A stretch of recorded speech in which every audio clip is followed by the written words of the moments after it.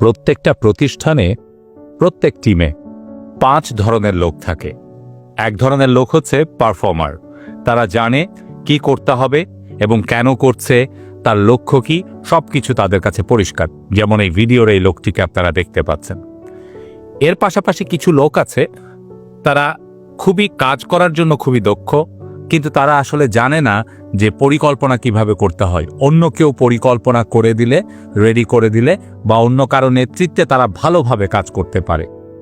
আবার কিছু লোকজন আছে, তারা মাঝামাঝি, অর্থাৎ কাজ করে কিন্তু নিজে পরিকল্পনা করতে পারে না, অন্যের পরিকল্পনাই করে, এবং তারা তাদের কাজ আসলে এমন যে তারা করলেও সেটি বড় রকমের খুব পরিবর্তন আনে না, আবার না করলেও সেটা খুব সমস্যা তৈরি করে না, অর্থাৎ দুধ ভাত টাইপের।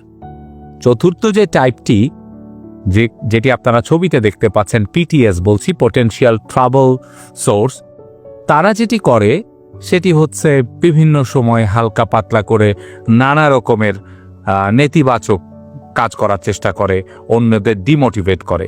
আর পঞ্চম যারা হলো সাপ্রেসিভ পার্সন বা এসপি বলা হয়, তারা পুরো টিমকে নষ্ট করে, সব সময় সব কিছুর ভেতরে বাগড়া দিবে, পেছন থেকে টেনে ধরবে, কাজের স্পিরিট নষ্ট করবে এবং অন্যদেরকে উস্কে দিবে যে কাজ না করার জন্য।